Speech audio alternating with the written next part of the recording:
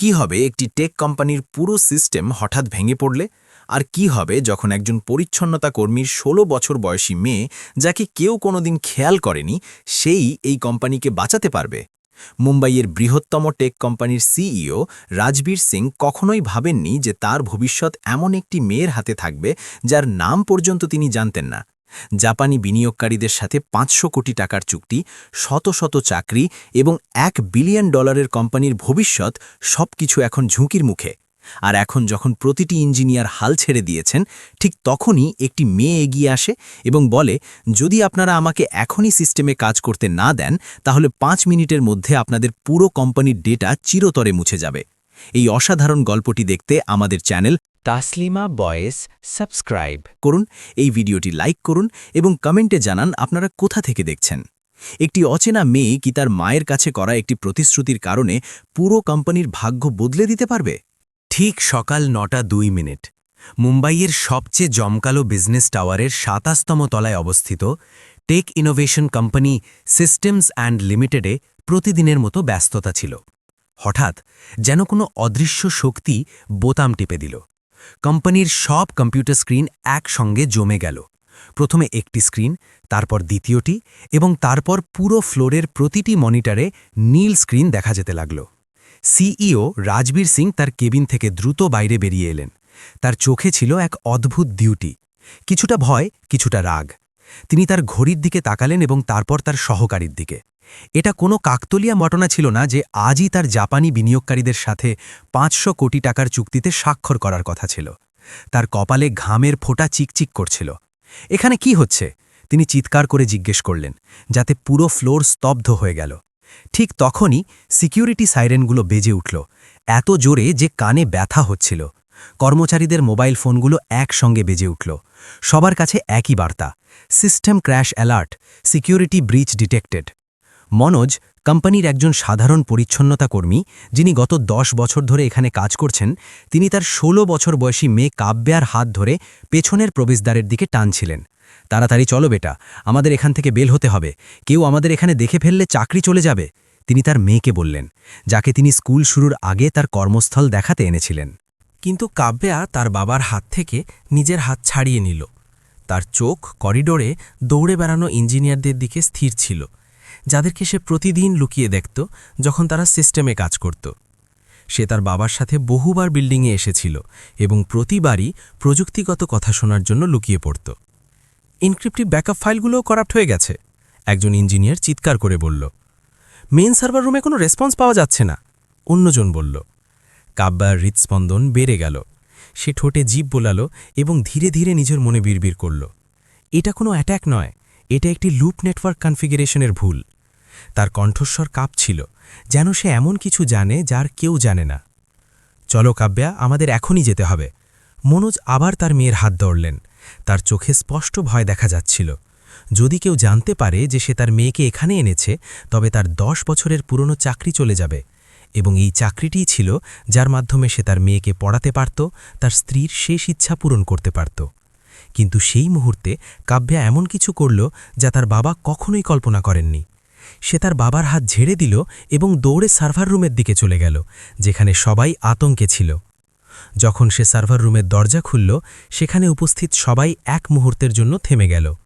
চশমা পরা engineer, কড়কড়ে স্যুটের manager এবং স্বয়ং সিইও রাজবীর সিং, সবার চোখ এই ছোট্ট মেয়েটির উপর স্থির হল। তাদের চোখে ছিল বিস্ময় আর অবজ্ঞার মিশ্রণ।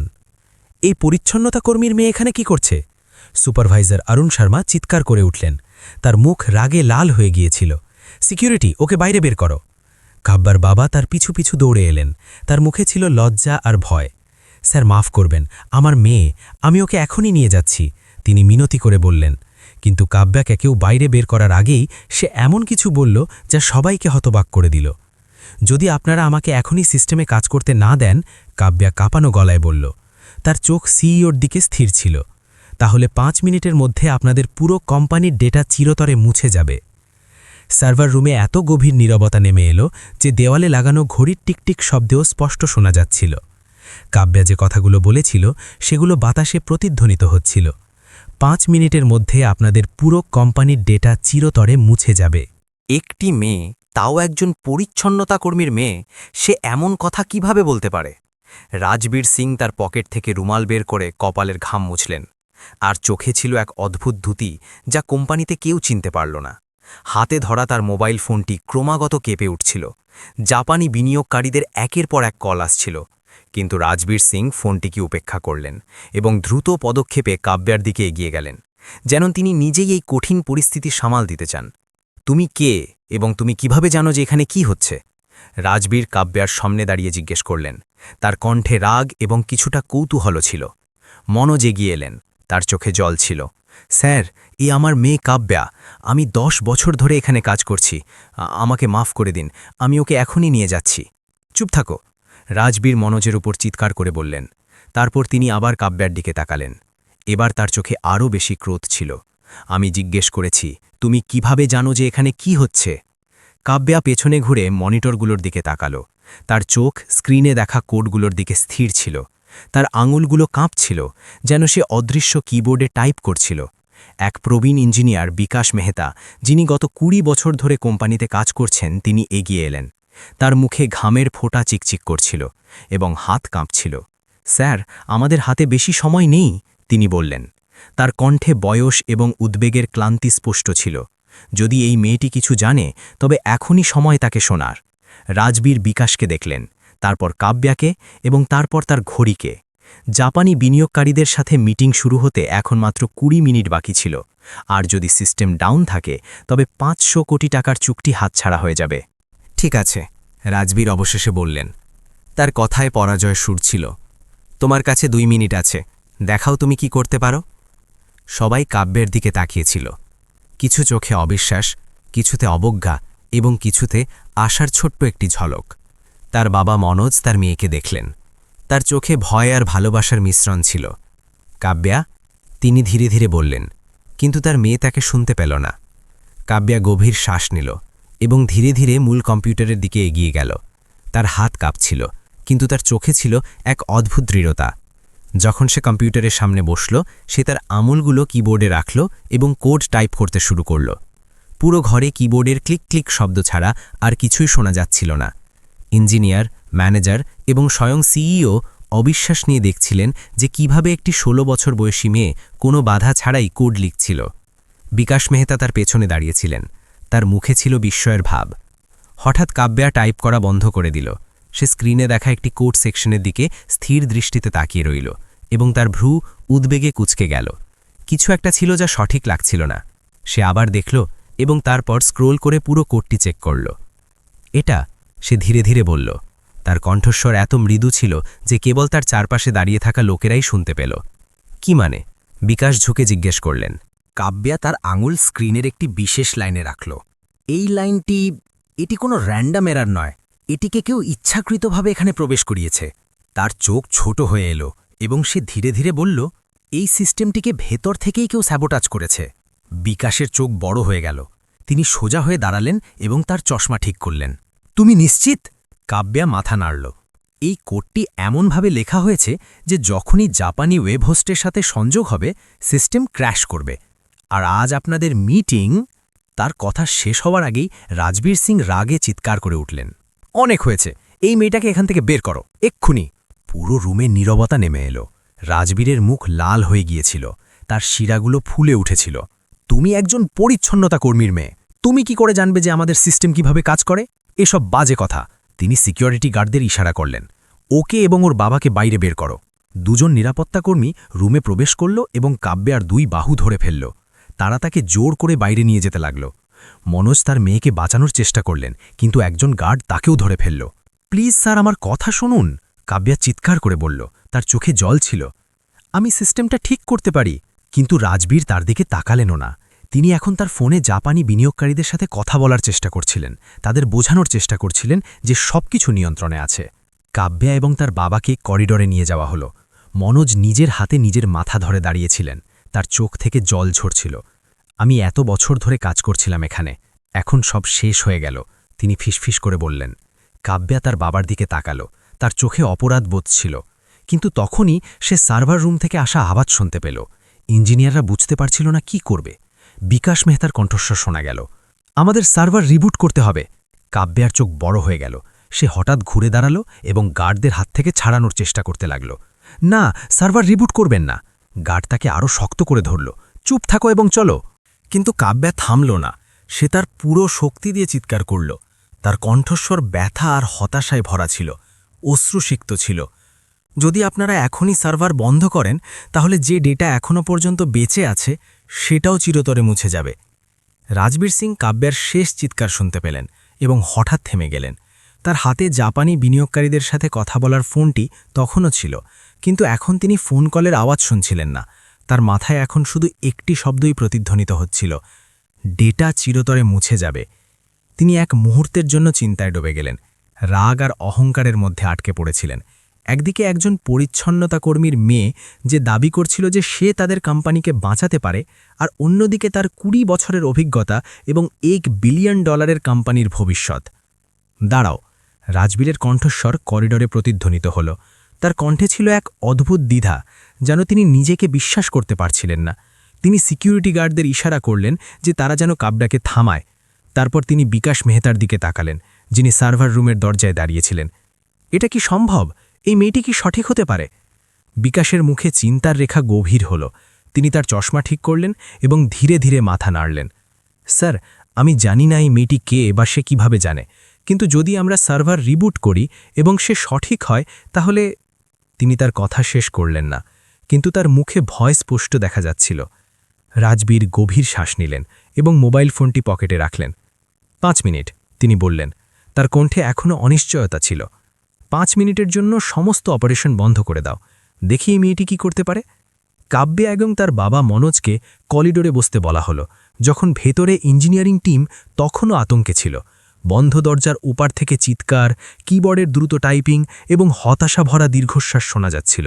মনোজ তার মেয়ের কাঁধে হাত রাখলেন এবং ধীরে ধীরে জিজ্ঞেস করলেন, তুমি কিভাবে জানতে পারলে যে ওখানে কি হচ্ছে?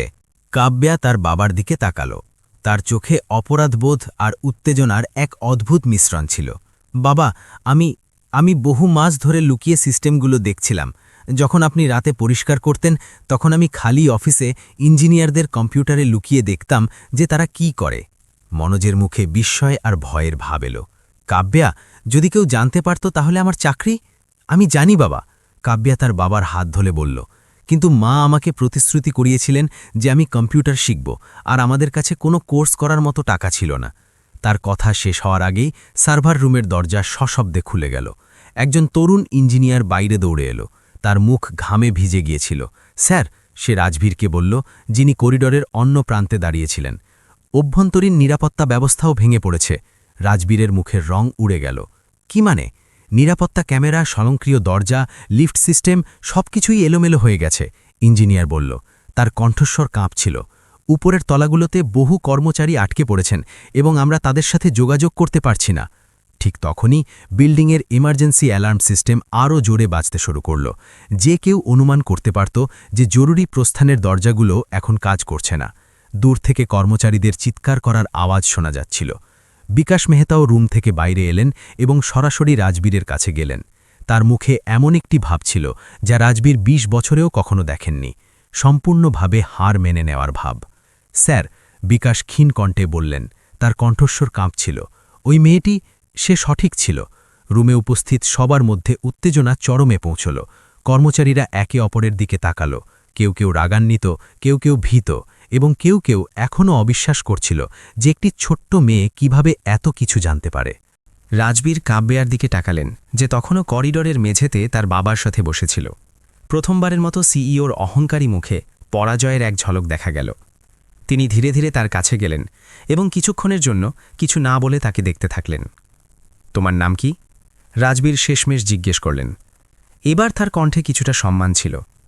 কাব্যা, সে উত্তর দিল, চোখ তুলে সিইওর সাথে চোখ মেলাল। রাজবীর দরজা খুললেন এবং কাব্যাকে আবার সার্ভার রুমে আসার ইশারা করলেন। যদি তুমি এটা ঠিক করতে পারো, আমি যা যা দরকার হবে করব, কিন্তু এটা এখনই হতে হবে। কাব্যা গভীর শ্বাস নিল এবং নিজের চোখ মুছল। সে ধীরে ধীরে উঠল এবং তার বাবার দিকে একবার তাকালো, যিনি তখনও ভয় আর দুশ্চিন্তায় পূর্ণ ছিলেন। সে তার বাবাকে একটি ছোট্ট হাসি দিল, যেন বলছিল যে সবকিছু ঠিক হয়ে যাবে। যখন সে সার্ভার রুমে পৌঁছল, রুমে এক অদ্ভুত নীরবতা ছিল।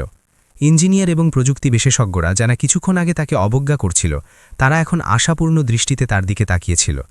কাব্যা মূল কম্পিউটারের সামনের চেয়ারে বসতে বসতে কিবোর্ডে নিজের আঙুলগুলো রাখল। কিন্তু কাজ শুরু করার আগে সে রাজবীরের দিকে তাকালো এবং কেবল একটি বাক্য বলল, এমন একটি বাক্য যা রুমে উপস্থিত প্রত্যেককে অবাক করে দিল। কিন্তু প্রথমে আমার পুরো অ্যাক্সেস চাই। পুরো অ্যাক্সেস? বিকাশ মেহতার কণ্ঠে বিস্ময় ছিল। তিনি এবং অন্যান্য ইঞ্জিনিয়াররা একে অপরের দিকে তাকাতে লাগলেন। তাদের চোখে অবিশ্বাস ছিল। পুরো অ্যাক্সেস দেওয়ার মানে ছিল কোম্পানির সবচেয়ে গোপনীয় ডেটা পর্যন্ত পৌঁছানোর সুযোগ দেওয়া। গ্রাহকদের তথ্য, আর্থিক রেকর্ড, গবেষণা এবং উন্নয়ন প্রকল্প এবং সবচেয়ে গুরুত্বপূর্ণ স্টার্টআপের পেটেন্ট, এই সব কিছু একজন পরিচ্ছন্নতা কর্মীর মেয়েকে দেওয়া। রাজবীর সিং রুমে একবার চোখ ঘোরালেন। তার চোখে এক অদ্ভুত দ্বন্দ্ব দেখা যাচ্ছিল। একদিকে তার অহংকার, যা এই মেয়েটিকে কিছু দিতে অস্বীকার করছিল, আর অন্যদিকে ভয় যে যদি তিনি এমনটি না করেন তবে তার পুরো কোম্পানি ধ্বংস হয়ে যাবে। তিনি তার ঘড়ি দেখলেন। জাপানি বিনিয়োগকারীদের সাথে মিটিং শুরু হতে এখন মাত্র 10 মিনিট বাকি ছিল। অরবিন্দ, তিনি তার চিফ সিকিউরিটি অফিসারকে ডাকলেন। আমরা কি ওকে টেম্পোরারি অ্যাক্সেস দিতে পারি? অরবিন্দ মাথা নেড়ে বললেন, স্যার, আমাদের কাছে সেই অপশন নেই। হয় আমরা পুরো অ্যাক্সেস দিই, নয়তো কোনো অ্যাক্সেস নয়। এই মুহূর্তে আমরা প্রোটোকল পরিবর্তন করতে পারব না। রাজবীর তার আঙুল দিয়ে কপাল ঘষলেন। রুমে উত্তেজনা এত বেশি ছিল যে বাতাস ভারী লাগছিল। অ্যালার্মগুলো তখনও বাজছিল এবং দূর থেকে কর্মচারীদের চিৎকার করার আওয়াজ আসছিল। তারপর তিনি একটি গভীর শ্বাস নিলেন এবং কাব্যার দিকে তাকালেন। ঠিক আছে, তিনি বললেন। তার কণ্ঠে হার স্বীকার করার ভাব ছিল। ওকে পুরো অ্যাক্সেস দাও। বিকাশ তার মাস্টার পাসওয়ার্ড সিস্টেমে প্রবেশ করালেন এবং কাব্যাকে পুরো অ্যাক্সেস দিয়ে দিলেন। এই নাও, তিনি বললেন। কম্পিউটার স্ক্রিনে একটি নতুন উইন্ডো খোলার সময়। এখন তুমি সবকিছু পেয়েছ। এখন বলো, তুমি কি করতে পারো? কাব্যা গভীর শ্বাস নিল এবং তার হাতগুলো কিবোর্ডে রাখল। তার আঙুলগুলো কাঁপছিল, কিন্তু তার চোখে ছিল এক অদ্ভুত আত্মবিশ্বাস। সে টাইপ করা শুরু করতেই তার মনে সেই রাতের স্মৃতিগুলো ভেসে উঠল, যখন সে তার বাবার সাথে কোম্পানিতে আসত এবং সার্ভার রুমের পেছনে লুকিয়ে বসে থাকত। ইঞ্জিনিয়ারদের দেখত কিভাবে তারা কোড লিখত। তাদের প্রতিটি কমান্ড মানসিকভাবে কপি করত। সে মনে করল কিভাবে তার মা, যিনি একটি ছোট কম্পিউটার সেন্টারে কাজ করতেন, তাকে প্রোগ্রামিংয়ের প্রাথমিক বিষয়গুলো শেখাতেন, যতক্ষণ না ক্যান্সার তাকে তাদের কাছ থেকে কেড়ে নিল। মৃত্যুর আগে তার মা কাব্যার কাছ থেকে একটি প্রতিশ্রুতি নিয়েছিলেন যে সে কখনোই প্রোগ্রামিং শেখা ছাড়বে না, যদিও তাদের কাছে তাকে স্কুলে পাঠানোর টাকা না থাকুক। আর কাব্যা সেই প্রতিশ্রুতি পালন করেছিল, লুকিয়ে লুকিয়ে, কাউকে না জানিয়ে। আমি প্রথমে এই টেম্পোরারি ফিক্সটা চেষ্টা করব, কাব্যা বলল। তার কণ্ঠে এখন কিছুটা আত্মবিশ্বাস ছিল। এতে সিস্টেম কিছুটা স্থিতিশীল হবে এবং তারপর আমরা আসল সমস্যাটি ঠিক করতে পারব। রাজবীর এবং বাকি ইঞ্জিনিয়াররা শুধু তাকিয়ে রইল, যেন তারা কোনো অলৌকিকের আশা করছিল। কাব্যার বাবা মনোজও এখন রুমে এসে গিয়েছিলেন এবং তিনি তার মেয়েকে দেখছিলেন। তার চোখে গর্ব আর ভয়ের মিশ্রণ ছিল। কাব্যা একটানা 10 মিনিট ধরে কোড লিখল, না থেমে, কাউকে কিছু না জিজ্ঞাসা করে। সব ইঞ্জিনিয়ার মন্ত্রমুগ্ধের মতো দেখছিল যে কিভাবে একটি মেয়ে, যাকে তারা কখনো দেখেনি, এমন কোড লিখছিল যা তারা বুঝতেও পারছিল না। হঠাৎ কাব্যা টাইপ করা বন্ধ করে দিল। সে স্ক্রিনে দেখা একটি ফাইলের দিকে একদৃষ্টে তাকিয়ে রইল। একটি পুরানো ফাইল, 3 বছর আগের তারিখের সাথে, যা প্রতিটি রেস্টোরেশন অ্যাটেম্পটে বারবার দেখা যাচ্ছিল। এটা অদ্ভুত ছিল, কারণ বর্তমান সিস্টেম ব্যর্থতার সাথে এর কোনো সম্পর্ক থাকার কথা নয়। এটা কি? সে ধীরে ধীরে জিজ্ঞাসা করল, স্ক্রিনে সেই ফাইলটি নির্দেশ করে। বিকাশ তার পেছনে ঝুঁকে ফাইলটি দেখলেন। এটা একটি পুরানো কনফিগারেশন ফাইল, কিন্তু এটা এখন অ্যাক্টিভ কেন? আমি জানি না। কাব্যা ফাইলটিতে ক্লিক করল এবং তার কন্টেন্ট স্ক্রিনে খুলে গেল। সে যত কোডটি পড়তে লাগল, তার মুখের রং তত উড়ে গেল। এটা, সে ক্ষীণ কণ্ঠে বলল। তার চোখ বিস্ফারিত হয়ে গেল। এটা একটি ম্যালিশিয়াস কোড যা 3 বছর ধরে সিস্টেমে লুকিয়েছিল, কেবল সঠিক সময়ের অপেক্ষায় ছিল। কি? বিকাশ এগিয়ে এসে স্ক্রিন দেখলেন। তিনি কোডটি পড়তে পড়তে তার মুখেও ভয়ের ভাব এলো।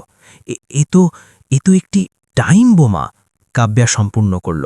কেউ ইচ্ছাকৃতভাবে এটিকে সিস্টেমে ঢুকিয়েছিল এবং এটিকে এমনভাবে প্রোগ্রাম করেছিল যে যখনই কোম্পানি জাপানি সার্ভারের সাথে সংযুক্ত হবে, এটি সক্রিয় হয়ে যাবে।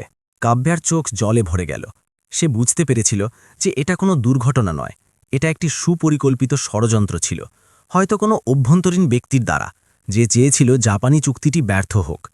তার কথা শেষ হওয়ার আগেই রাজবীর, যিনি এতক্ষণ কিছুটা শান্ত হয়েছিলেন, হঠাৎ চিৎকার করে উঠলেন। এখন কি হবে? কাব্যা চেয়ার ঘুরিয়ে সিইওর দিকে তাকালো। সে গভীর শ্বাস নিল এবং তারপর বলল, যদি আমি এই কোড লাইনটি পরিবর্তন করি তবে আমি হয় পুরো সিস্টেমটিকে বাঁচাতে পারি অথবা সবকিছু চিরতরে ধ্বংস করে দিতে পারি। রাজবীরের মুখ ফ্যাকাশে হয়ে গেল। তিনি কাব্যার দিকে এমনভাবে তাকালেন যেন তিনি বোঝার চেষ্টা করছেন যে এই মেয়েটি সত্যি এত শক্তিশালী কিনা, নাকি এটি শুধুমাত্র একটি সাধারণ হুমকি। ঘরের সবাই দম বন্ধ করে দাঁড়িয়েছিল। একজন পরিচ্ছন্নতা কর্মীর মেয়ের হাতে এখন $1 বিলিয়ন কোম্পানির ভবিষ্যৎ ছিল। এমন একটি মেয়ে যাকে কেউ কোনোদিন দেখেনি, যাকে কেউ কোনোদিন সম্মান দেয়নি।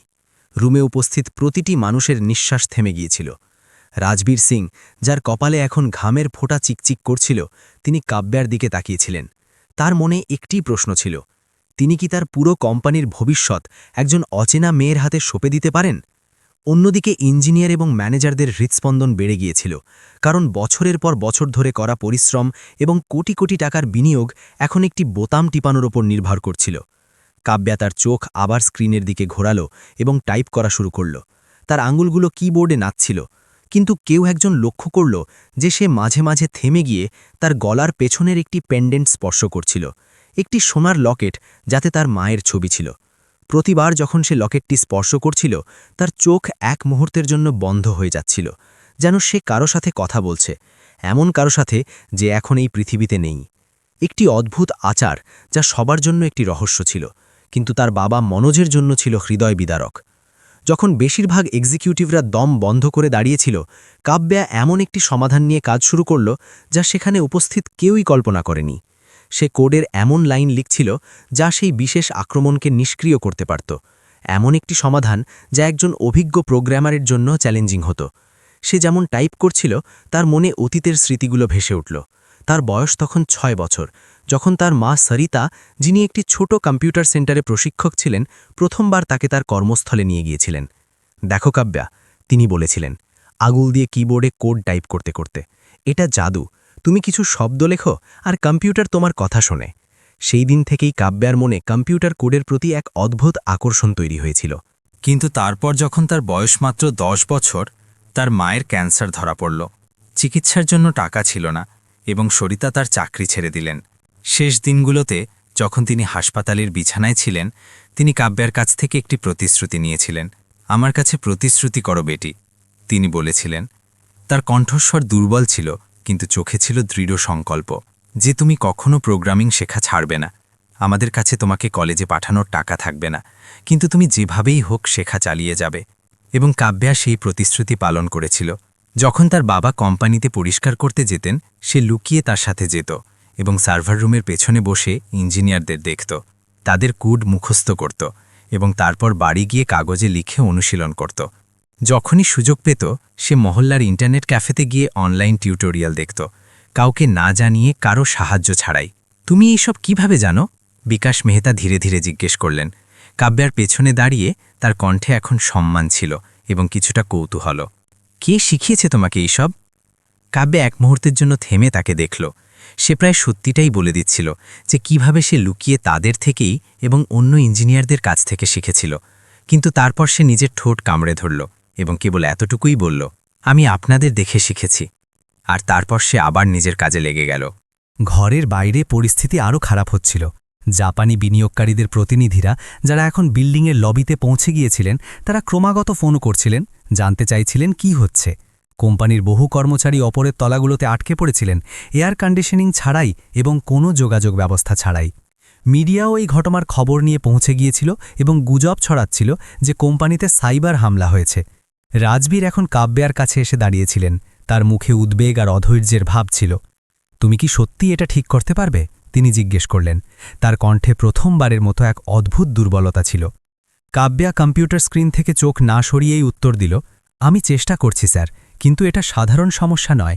কেউ ইচ্ছাকৃতভাবে অনেক আগে থেকে এটি পরিকল্পনা করেছিল। রাজবীর হঠাৎ কাব্যার পাশে হাঁটু গেড়ে বসলেন, এমন একটি দৃশ্য যা দেখে রুমে উপস্থিত সবাই হতবাক হয়ে গেল। ইনি সেই রাজবীর সিং যিনি কখনও কারো সামনে মাথা নত করেননি, যিনি তার কর্মজীবনে হাজার হাজার লোককে বরখাস্ত করেছেন, যার সামনে মন্ত্রীরাও সম্মানের সাথে কথা বলতেন। সেই রাজবীর সিং এখন একজন পরিচ্ছন্নতা কর্মীর মেয়ের সামনে হাঁটু গেড়ে বসেছিলেন। কাব্যা, তিনি বললেন। তার কণ্ঠস্বর ভারী ছিল, প্লিজ আমাকে শুধু এই প্রতিশ্রুতি দাও যে তুমি এটা ঠিক করতে পারবে। কাব্যা প্রথমবারের মতো স্ক্রিন থেকে চোখ সরিয়ে রাজবীরের দিকে তাকালো। সে সিইওর চোখে তাকালো এবং প্রথমবারের মতো সে একজন দুর্বল ও হতাশ মানুষকে দেখল, যে তার নিজের তৈরি করা দুনিয়াকে নিজের চোখের সামনে ভেঙে পড়তে দেখছিল। সে হালকাভাবে মাথা নেড়ে প্রতিশ্রুতি দিল যে সে তার যথাসাধ্য চেষ্টা করবে। কিন্তু সে যেইমাত্র শেষ কমান্ডটি দিতে যাচ্ছিল, সিস্টেম একটি বার্তা দেখালো যা সবাইকে চমকে দিল। Access blocked by user Rajbir. ঘরে পুরোপুরি নীরবতা নেমে এলো। Access blocked by user Rajbir. এই শব্দগুলো মনিটরে জ্বলজ্বল করছিল, যেন কোনো বিপজ্জনক সতর্কতা। সবার চোখ রাজবীর সিংয়ের দিকে স্থির ছিল, যার মুখ এখন ফ্যাকাশে হয়ে গিয়েছিল। সিইও তার জায়গায় স্তম্ভিত হয়ে দাঁড়িয়েছিলেন, যেন তার পায়ের নিচ থেকে মাটি সরে গিয়েছিল। বিকাশ মেহতা স্ক্রিনের দিকে ঝুঁকে চশমা ঠিক করলেন। তার চোখ স্ক্রিনে বিস্ময়ে ঘুরছিল, কিন্তু তার ঠোঁটে ছিল এক অদ্ভুত হাসি, যেন কোনো পুরনো সন্দেহের সত্যতা প্রমাণিত হল। তিনি দীর্ঘদিন ধরে রাজবীরের কার্যকলাপে অসন্তুষ্ট ছিলেন। তার কর্তৃত্ববাদী মনোভাব, নিজের সব সিদ্ধান্ত নিজেই নেওয়ার জেদ এবং টিমের পরামর্শ উপেক্ষা করা, এটাই কি সেই অহংকার ছিল যা আজ কোম্পানিকে সংকটের মুখে ফেলে দিল? এ কি? অরবিন্দ জিজ্ঞেস করলেন, যার কণ্ঠস্বর কাঁপছিল। স্যার, আপনি কি ব্যাখ্যা করবেন? রাজবীর সিংয়ের পিছনের অংশ থেকে একটি কণ্ঠস্বর ভেসে এলো। ইনি ছিলেন রবি চৌধুরী, বোর্ডের একজন সদস্য, যিনি এতক্ষণ চুপচাপ দেখছিলেন। আপনি কি নিজেই সিস্টেম ব্লক করেছিলেন? সবার চোখ রাজবীরের দিকে স্থির ছিল। কিছু চোখে রাগ ছিল, কিছুতে হতাশা এবং কিছুতে অবিশ্বাস। যে লোকটি সবসময় অন্যের ভুলের দিকে আঙুল তুলত, সেই আজ নিজেই অপরাধীর কাঠগড়ায় দাঁড়িয়েছিল। ইঞ্জিনিয়ারদের মধ্যে ফিসফাস শুরু হয়ে গেল। এর জন্যই তিনি সবসময় সিকিউরিটি প্রোটোকল নিয়ে প্রশ্ন করলেই রেগে যেতেন। একজন ইঞ্জিনিয়ার অন্যজনকে বললেন, তিনি কখনো আমাদের সার্ভারের সেই অংশ পর্যন্ত অ্যাক্সেস দেননি। অরবিন্দ, বিকাশ মেহতা জিজ্ঞেস করলেন, তুমি কি এই ব্লক সম্পর্কে জানতে? অরবিন্দ মাথা নেড়ে বললেন, আমি কিছুই জানতাম না স্যার। এটা সেই সিস্টেমের অংশও নয় যে আমি ডিজাইন করেছিলাম। রাজবীরের মুখ এখন পাথরের মতো হয়ে গিয়েছিল। আমার মনে পড়ছে না যে আমি এমন কিছু করেছিলাম, তিনি ধীরে ধীরে ফিসফিস করে বললেন, যেন নিজের সাথে কথা বলছেন। কাব্যা এক মুহূর্তের জন্য তার স্ক্রিন থেকে চোখ সরিয়ে রাজবীরের দিকে তাকালো। তার চোখ এখন প্রশ্নে ভরা ছিল, কিন্তু তাতে কোনো ক্রোধ ছিল না। স্যার, সে ধীরে ধীরে বলল, আমার মনে হয় আমি বুঝতে পেরেছি কি হয়েছিল। সে স্ক্রিনে কিছু লাইন পড়তে লাগল, তারপর বলল, 3 বছর আগে আপনার কোম্পানিতে একটি সাইবার আক্রমণ হয়েছিল, তাই না? রাজবীর অবাক হয়ে তাকে দেখলেন। হ্যাঁ, কিন্তু তুমি কিভাবে জানো? কারণ এই ব্লকের তারিখ একই। কাব্যা স্ক্রিনে এক জায়গায় ইশারা করে বলল, 10 সেপ্টেম্বর 2022। ঠিক সেই দিন যখন মুম্বাইয়ের অনেক টেক কোম্পানিতে হামলা হয়েছিল। আমার মা আমাকে খবরের কাগজে এটি পড়ে শোনাতেন। কাব্যা আরও বলল, আপনি সেই সময় কোম্পানির ডেটা বাঁচানোর জন্য একটি এমার্জেন্সি ব্লক লাগিয়েছিলেন, এমন একটি নিরাপত্তা ব্যবস্থা যা যে কোনো বাইরের অ্যাক্সেসকে থামিয়ে দেবে। কিন্তু সে স্ক্রিনে আরও কিছু পড়ল। আপনি হয়তো এটি সরাতে ভুলে গিয়েছিলেন। এখন রাজবীরের মনে পড়তে লাগল সেই রাত যখন পুরো কোম্পানিতে আতঙ্ক ছড়িয়ে পড়েছিল, যখন সবাই ভাবছিল যে তাদের পুরো ডেটা চুরি হয়ে যাবে। সেই আতঙ্কের মধ্যে রাজবীর নিজেই একটি কোড লিখেছিলেন, এমন একটি কোড যা সমস্ত বাহ্যিক সংযোগ বন্ধ করে দিয়েছিল। এটি ছিল একটি মানবিক ভুল, যার এখন মারাত্মক পরিণতি দেখা যাচ্ছিল। একটি মানবিক ত্রুটি, বিকাশ ধীরে ধীরে বললেন, যেন রাজবীরের চিন্তাগুলো পড়ছিলেন। সিস্টেমকে বাঁচানোর চেষ্টায় আপনি এটিকে দুর্বল করে দিয়েছেন। ঘরে এখন মাইক্রো উত্তেজনা বাড়তে লাগল। যদি স্বয়ং সিইওর অ্যাক্সেস না থাকে, তবে আর কার অ্যাক্সেস থাকবে? একজন ইঞ্জিনিয়ার প্রশ্ন করল। কাব্যা তখনও কম্পিউটারে কাজ করছিল, তার আঙুলগুলো দ্রুত টাইপ করছিল। আমি একটি ম্যানুয়াল রেস্টোরেশন চেষ্টা করতে যাচ্ছি, সে বলল। তার কণ্ঠে কিছুটা আশা ছিল, এটা কাজ করতেও পারে বা নাও করতে পারে। সে একটি ঝুঁকিপূর্ণ শেষ কমান্ড টাইপ করল। তার আঙুলগুলো কিছুটা কাঁপছিল। ঘরের সবার নিঃশ্বাস বন্ধ হয়ে গিয়েছিল। সবাই একটি অলৌকিকের আশা করছিল। জাপানি বিনিয়োগকারীদের মিটিং শুরু হতে এখন মাত্র 2 মিনিট বাকি। অরবিন্দ তার ঘড়ি দেখে বললেন, যদি আমরা এখনও সিস্টেম ঠিক করতে না পারি তাহলে। রাজবীর তার কপাল ধরে ফেললেন। তিনি এখন পুরোপুরি ভেঙে পড়েছিলেন। এমন একজন মানুষ, যিনি তার জীবনের 25 বছরেই কোম্পানিকে গড়ে তুলতে ব্যয় করেছেন, তিনি এখন এটিকে নিজের চোখের সামনে ধ্বংস হতে দেখছিলেন। এবং সবচেয়ে খারাপ বিষয় হল, এর কারণ ছিল তার নিজের ভুল। আমাকে ক্ষমা করে দাও, তিনি ধীরে ধীরে বললেন। কারো উদ্দেশ্যে নয়, হয়তো পুরো কোম্পানির কাছে, অথবা হয়তো নিজের কাছেই। আমি ভেবেছিলাম যে আমি সব কিছু ভালো জানি। আমি কখনো কারো পরামর্শ মানিনি। কাব্যে এক মুহূর্তের জন্য তাকে দেখল, তারপর আবার নিজের কাজে লেগে গেল। সে তার পুরো শক্তি প্রয়োগ করছিল এমন একটি সিস্টেমকে বাঁচাতে যার সে অংশ ছিল না, এমন একটি কোম্পানির জন্য যা তাকে এবং তার বাবাকে কখনো সম্মান দেয়নি। শেষ কমান্ডটি চাপার আগে কাব্যা গভীর শ্বাস নিল। সে তার মায়ের লকেটটি আরও একবার স্পর্শ করল, যেন তার কাছ থেকে শক্তি চাইছে। তারপর সে চোখ বন্ধ করল এবং এন্টার কি চাপল। এক মুহূর্তের জন্য কিছু হল না। তারপর একটি ধাতব শব্দ ঘরে প্রতিধ্বনিত হল এবং হঠাৎ কোনো সতর্কতা ছাড়াই পুরো বিল্ডিংয়ের সমস্ত বাতি নিভে গেল। একটি সম্পূর্ণ ব্ল্যাকআউট কোম্পানিকে অন্ধকারে ডুবিয়ে দিল। অন্ধকারে চিৎকার প্রতিধ্বনিত হল। সার্ভার রুমে আতঙ্ক ছড়িয়ে পড়ল যখন মানুষজন একে অপরের সাথে ধাক্কা খাচ্ছিল। কেউ একজন তার মোবাইল ফোন বের করে টর্চ জ্বালালো, যাতে ঘরে সামান্য আলো ছড়ালো। প্রতিটি মুখে ভয় আর হতাশার ভাব ছিল, যেন এখন সব কিছু শেষ হয়ে গিয়েছে। ইমার্জেন্সি লাইটগুলো কোথায়? রাজবীর চিৎকার করে উঠলেন, তার কণ্ঠস্বর কাঁপছিল। অদ্ভুত বিষয় হল ব্যাকআপ জেনারেটরগুলো কাজ করছিল না, যা কখনো হয়নি। ঘরের কোণ থেকে কারোর কান্নার আওয়াজ এলো এবং তার কিছুক্ষণ পরে একজন ইঞ্জিনিয়ারের উদ্বিগ্ন কণ্ঠস্বর শোনা গেল। এখন কি হবে? সব ডেটা তো চলে গেল।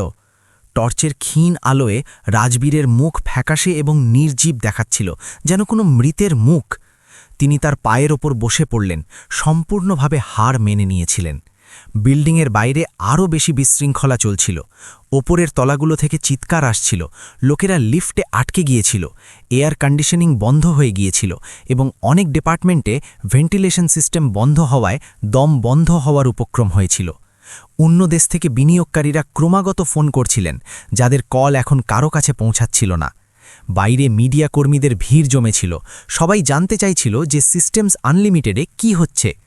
মনোজ অন্ধকারে তার মেয়ের হাত ধরলেন এবং ধীরে ধীরে তার কানে ফিসফিস করে বললেন, বেটা চলো এখান থেকে বেরোই, এর আগে যে সবাই তোমাকে দোষ দেয়। তার কণ্ঠে ভয় আর উদ্বেগ ছিল। মনোজ জানতেন যে যখন বড়রা হেরে যায় তখন তারা প্রায়শই দুর্বলদের ওপর দোষ চাপিয়ে দেয়। তিনি 10 বছর এই কোম্পানিতে কাজ করেছেন এবং দেখেছেন যে কিভাবে জুনিয়র কর্মীদের ভুলগুলোর জন্য বলি বানানো হতো। তিনি চাননি যে তার মেয়ের সাথেও এমনটি হোক। কিন্তু কাফিয়া ধীরে ধীরে তার বাবার হাত সরিয়ে দিল। বাবা, আমার আরেকটা সুযোগ চাই, সে অন্ধকারে ফিসফিস করে বলল। আমি এখনও এটা ঠিক করতে পারি। কিভাবে? এখন তো সব কিছু বন্ধ হয়ে গেছে, মনোজ বললেন। তার কণ্ঠে হতাশা ছিল। কাব্যে অন্ধকারে নিজের চারপাশে দেখল। সার্ভার রুমের পিছনের অংশে একটি ছোট আলো জ্বলছিল, একটি ইমার্জেন্সি ল্যাপটপ যা ব্যাটারিতে চলছিল। এটিকে জরুরি পরিস্থিতির জন্য রাখা হয়েছিল এবং এখন এটিই ছিল তাদের শেষ আশা। ওইখানে কাব্যে ইশারা করল এবং অন্ধকারে পথ তৈরি করে সেই ল্যাপটপের দিকে এগিয়ে গেল। এটি একটি প্রযুক্তিগত ক্যাবিনেটের পেছনে রাখা ছিল, যেখানে হয়তো কেউ যেত না। কাব্যে এটিকে বের করল এবং চালু করল। স্ক্রিনের আলো তার মুখে পড়ল, যাতে তার চোখে দৃঢ় সংকল্পের দ্যুতি স্পষ্ট দেখা যাচ্ছিল। সে কি করছে? বিকাশ মেহতা অন্ধকারে জিজ্ঞেস করলেন, কাব্যার দিকে এগিয়ে যেতে যেতে। আমি সিস্টেমের বেস কোডটিকে আবার লেখার চেষ্টা করছি, কাব্যা বলল।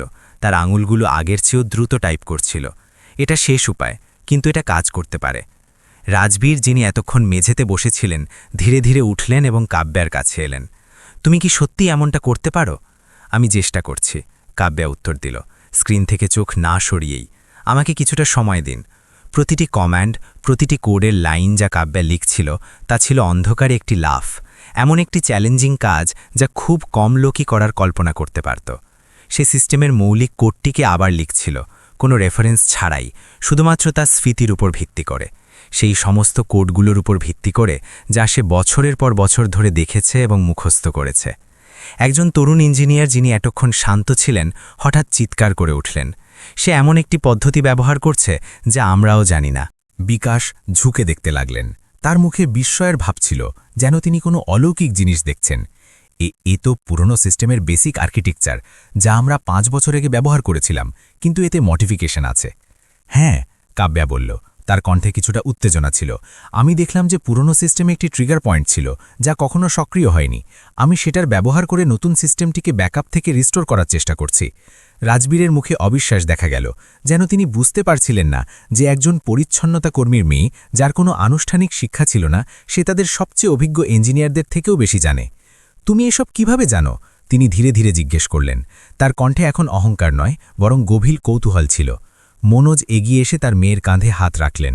তার চোখও জলে ভরা ছিল, কিন্তু তাতে গর্বের এক ঝলকও ছিল। আমার মেয়ে সবসময়ই আলাদা ছিল, তিনি নিচু স্বরে বললেন। তার মা বলতো যে সে একদিন দুনিয়া বদলে দেবে। আমি কখনো বিশ্বাস করিনি, কিন্তু হয়তো তিনি সঠিক ছিলেন। কাব্যা ক্রমাগত টাইপ করতে থাকল। তার আঙুলগুলো বিদ্যুতের গতিতে চলছিল। সবাই তার চারপাশে জড়ো হয়েছিল। টর্চের আলোয় তার মুখ আর স্ক্রিন দেখা যাচ্ছিল। কেউ কথা বলছিল না, সবাই শুধু অপেক্ষা করছিল, একটি অলৌকিকের আশায়। ঘণ্টা মনে হওয়া মিনিটগুলোর পর কাব্যা শেষ কমান্ডি টাইপ করল। সে গভীর শ্বাস নিল, তার মায়ের লকেটটি স্পর্শ করল এবং তারপর এন্টার কি চাপল। এক মুহূর্তের জন্য কিছু হলো না। ঘরে নীরবতা ছিল, কেবল মানুষের হৃৎস্পন্দন শোনা যাচ্ছিল। তারপর হঠাৎ একটি ধাতব শব্দ ঘরে প্রতিধ্বনিত হল এবং এক এক করে মনিটরগুলো জ্বলে উঠল।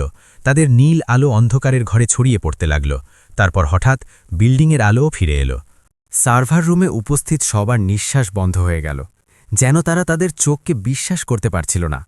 সার্ভারগুলো ধীরে ধীরে চালু হতে লাগল। তাদের ধাতব আওয়াজ একটি সঙ্গীতের মতো লাগছিল, আশার সঙ্গীত। বিকাশ মেহতা মূল স্ক্রিনটি দেখলেন এবং তার চোখ বড় হয়ে গেল। ড্যাশবোর্ডের প্রতিটি ইন্ডিকেটর সবুজ দেখাচ্ছিল। সিস্টেম শুধু ফিরে আসেনি, বরং আগের থেকেও বেশি স্থিতিশীল ছিল। Security protocol, data backup, server সংযোগ সব কিছু আবার চালু হয়ে গিয়েছিল। ঘরে ধীরে ধীরে এক অদ্ভুত নীরবতা নেমে এলো, যা বিস্ময় এবং স্বস্তির মিশ্রণ ছিল। কিন্তু তাদের মনে একটি অদ্ভুত আশঙ্কাও ছিল।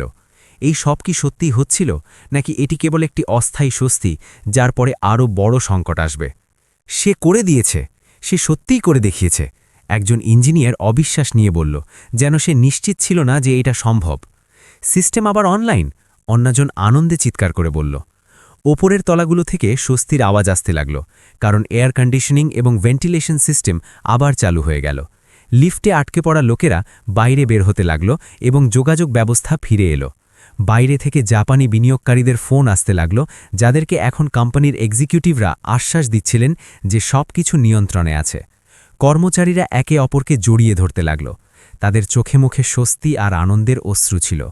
তারা কখনো ভাবেনি যে একটি ১৬ বছর বয়সী মেয়ে, যাকে তারা কখনো জানত না, তাদের এই সংকট থেকে বাঁচিয়ে দেবে। কাব্যা ধীরে ধীরে ল্যাপটপটি বন্ধ করল এবং আবার রেখে দিল। তার কাজ শেষ হয়ে গিয়েছিল। সে তার বাবার দিকে তাকালো, যার চোখ থেকে জল ঝরছিল। মনোজ তার মেয়েকে শক্ত করে জড়িয়ে ধরলেন, যেন তাকে কখনো ছাড়তে চান না। রাজবীর সিং, যিনি এতক্ষণ স্তম্ভিত হয়ে দাঁড়িয়েছিলেন, তিনি ধীরে ধীরে কাব্যার দিকে এগিয়ে গেলেন। তার মুখে এখন সেই অহংকার ছিল না যা সবসময় থাকত। তার চোখ ছলছল করছিল এবং তার মুখ একটি অদ্ভুত বিনয় দ্বারা পূর্ণ ছিল, এমন একটি ভাব যা তার উপর কখনো দেখা যায়নি। তিনি কাব্যার সামনে হাঁটু গেড়ে বসলেন এবং তার হাত ধরলেন। ঘরে উপস্থিত সবাই হতবাক হয়ে গেল।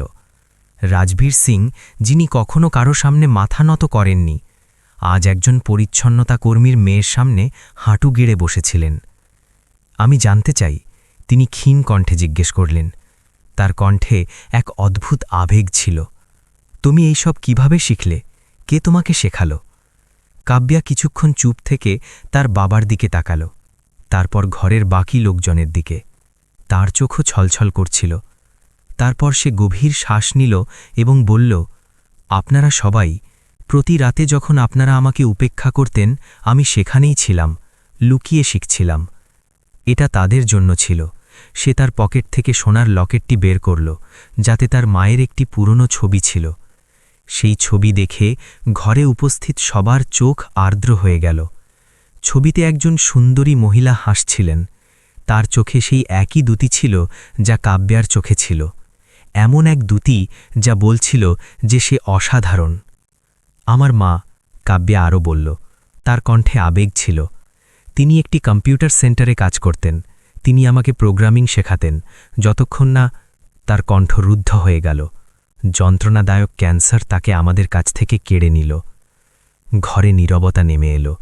সবাই কাব্যার গল্প শুনছিল, এমন একটি গল্প যা মন ছুঁয়ে যাচ্ছিল। মৃত্যুর আগে কাব্যা চালিয়ে গেল। তিনি আমার কাছ থেকে প্রতিশ্রুতি নিয়েছিলেন যে আমি কখনো প্রোগ্রামিং শেখা ছাড়ব না। আমাদের কাছে আমাকে কলেজে পাঠাবার টাকা ছিল না, তাই আমি নিজের মতো করে শেখার সিদ্ধান্ত নিলাম। বাবা যখন রাতে কোম্পানিতে পরিষ্কার করতে আসতেন, আমি লুকিয়ে তার সাথে আসতাম। আমি সার্ভার রুমের পেছনে লুকিয়ে বসে থাকতাম এবং ইঞ্জিনিয়ারদের দেখতাম। আমি প্রতিটি কোড, প্রতিটি কমান্ড মুখস্থ করতাম। তারপর বাড়ি গিয়ে কাগজে লিখে অনুশীলন করতাম। রাজবীরের চোখ থেকে জল ঝরতে লাগল। তিনি বুঝতে পারলেন এই মেয়েটির জীবন কেমন ছিল, যার সবকিছু শেখার ক্ষমতা ছিল কিন্তু কোনো সুযোগ ছিল না। কাব্যা, রাজবীর ধীরে ধীরে বললেন। তার কণ্ঠে এক নতুন সম্মান ছিল। আজ থেকে তোমার জন্য এখানে একটি জায়গা নিশ্চিত, উপহার হিসেবে নয়, বরং তোমার যোগ্যতার কারণে। কাব্যার চোখ বড় হয়ে গেল। কি? আপনি কি সত্যি বলছেন? রাজবীর তার হাত বাড়ালেন এবং পুরো ঘরের সামনে উচ্চস্বরে ঘোষণা করলেন, আজ থেকে কাব্যা এই কোম্পানির নতুন জুনিয়র ডেভেলপার হবে। আর শুধু এটাই নয়, আমরা তার পড়াশোনার পুরো খরচ বহন করব, সে যে কলেজে যেতে চায়। ঘরে করতালি প্রতিধ্বনিত হল। মনোজের চোখ থেকে জল ঝরছিল। তিনি তার মেয়েকে শক্ত করে জড়িয়ে ধরেছিলেন। কাব্যাও কাঁদছিল, কিন্তু এবার তা ছিল আনন্দের অশ্রু।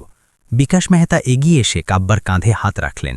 তোমার মতো প্রতিভাবান মেয়ের সাথে কাজ করতে পেরে আমি খুব খুশি হব, তিনি বললেন। তার কণ্ঠে গর্ব ছিল। যেমন ভোরের প্রথম কিরণগুলো জানালা দিয়ে ভেতরে আসতে লাগল, ঘরে উপস্থিত প্রত্যেকে অনুভব করল যে তারা একটি অসাধারণ ঘটনার সাক্ষী হয়েছেন।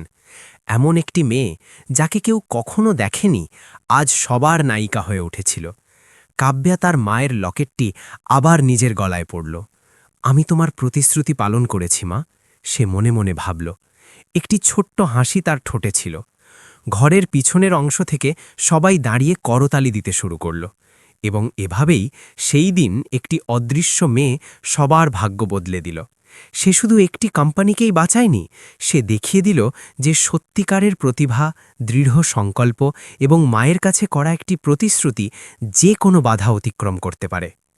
আপনি কি কখনো ভেবে দেখেছেন যে আমাদের জীবনে কত এমন অমূল্য রত্ন লুকিয়ে থাকে যাদের আমরা দেখতেই চাই না? কাব্যার গল্প আমাদের শেখায় যে প্রতিভা যে কোনো পোশাকে, যে কোনো পরিস্থিতিতে জন্ম নিতে পারে। সে পরিচ্ছন্নতা কর্মীর মেয়ে ছিল, কিন্তু তার মধ্যে এমন প্রতিভা ছিল যা যে কোনো ইঞ্জিনিয়ারের থেকে বেশি ছিল। ভাবুন, যদি রাজবীর তাকে একটি সুযোগ না দিতেন, তবে কি হতো? কতবার আমরা নিজেরাই আমাদের জীবনে কাউকে কেবল এই কারণে উপেক্ষা করেছি যে তারা আমাদের চোখে গুরুত্বপূর্ণ ছিল না? এক মায়ের প্রতিশ্রুতি, এক মেয়ের সংকল্প এবং লুকিয়ে শেখার জেদ, এই তিনটি জিনিস কাব্যাকে অসাধারণ করে তুলেছিল। আপনি কি আপনার জীবনে এমন সংকল্প নিয়ে আপনার স্বপ্ন পূরণের পথে চলেন? যদি আপনি কাব্যার জায়গায় থাকতেন, তবে কি আপনিও আপনার মায়ের কাছে করা প্রতিশ্রুতি এত কঠোর পরিশ্রম করে পালন করতেন? প্রত্যেক মানুষ নিজের ভেতরে একটি কাব্যাকে লুকিয়ে রেখেছে, সেই অংশ যা অসাধারণ কাজ করতে পারে। শুধু তাকে একটি সুযোগ দরকার, নিজেকে প্রমাণ করার একটি সুযোগ দরকার। যদি আপনার এই গল্পটি ভালো লাগে, তবে এটিকে আপনার বন্ধুদের সাথে শেয়ার করুন, কারণ কখনো কখনো একটি গল্প কারোর জীবন বদলে দেওয়ার ক্ষমতা রাখে। লাইক এবং কমেন্ট করতে ভুলবেন না এবং আমাদের চ্যানেলকে ফলো করুন, যাতে এমন আরও আবেগপূর্ণ এবং অনুপ্রেরণাদায়ক গল্প আপনার কাছে পৌঁছতে পারে। মনে রাখবেন, প্রতিটি মানুষের মধ্যে একটি অসাধারণ গল্প লুকিয়ে থাকে। হয়তো পরের গল্পটি আপনার হবে।